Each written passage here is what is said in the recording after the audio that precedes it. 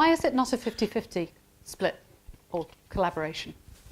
I guess it's a good question. I think that, we originally conceived it that what we would need is we need roughly 25% of the client's people to provision all the requisite IP and intelligence that comes from the organization and how it works, versus if you're doing sort of theming, exploration and creation, that would require sort of more of our skill set to do that, albeit that they're involved.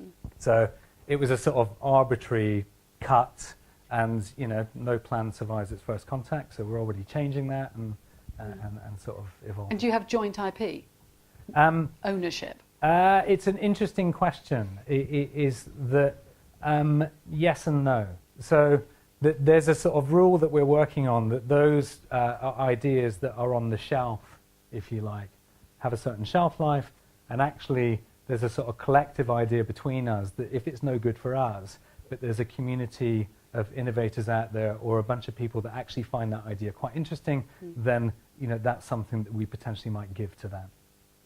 Okay, interesting. Bit loose. Questions? Ian Milner from Iris. Sorry, Ian.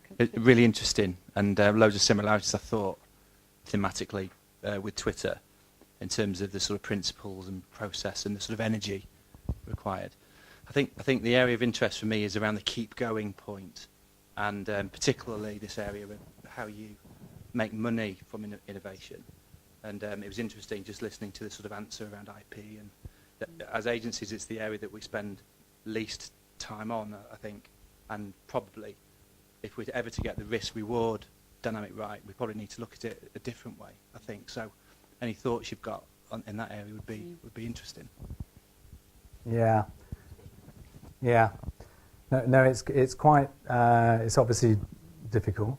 I think it always helps if you've got a couple of clients that are prepared to throw quite a lot of effort and quite a lot of resources and money at, an initiative like this. It creates enough bandwidth in the agency to behave a bit more like that. I guess part of the benefit for us is that we're of a size and scale that enables us to kind of, on our own, is what might seem like make relatively sort of modest investments that mean an awful lot to the agency in terms of innovation pots and innovation funds. So we do that, but I think the answer to the question lies in the discipline of centering your sort of innovation process against a specific problem, and back to the marketing envelope. Is I think what a lot of people miss is there is huge opportunity, when sort of talking about a specific brief, to often think about that slightly differently, make a time investment in coming up with a convincer for the client, and using that as a means to kind of get stuff paid for. And I'd say, I'm with you. We scratch our heads a lot of the time, and how do you sort of create the bandwidth and the funding to do it? But we've had a reasonable amount of success about being quite disciplined about that bit of the process. It seems to me that the sort of main barriers from an agency perspective are time and money, and usually our time is spent kind of working on day-to-day stuff, and innovation sort of happens kind of randomly, and that's a good thing. But the problem with a random event is you don't always spot it until it's too late, or you get it so far kind of off the sketch pad, if you like, but you never get it into shops or into any form of distribution.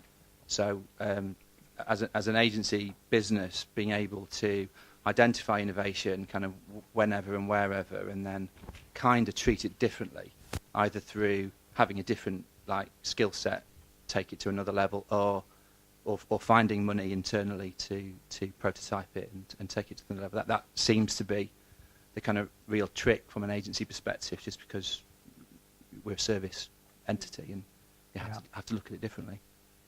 The other question I was going to ask you is, one of the things I think I see is that there will be a problem, and there's a problem raised that you might go after, but actually it's not the real problem. So they think it's the problem. Yeah.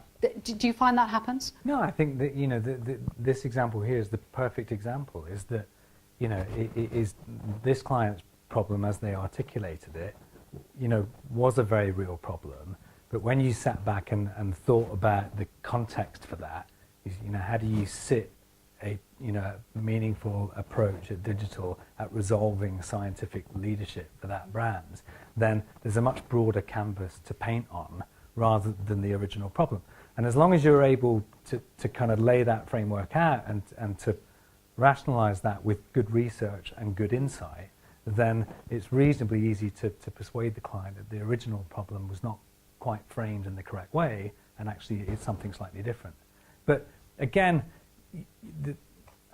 the issue with that is that I think everybody's sort of quite preoccupied with trying to perfect everything at every stage. This is the problem. It sort of doesn't really matter. It is the point is get going. Yeah.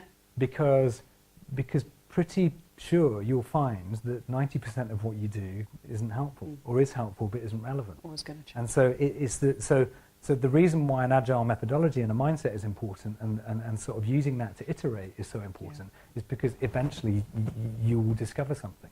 Yeah, brilliant. Thank you, Ewan. I'm going to move on, but thanks Thanks very much. much. All right.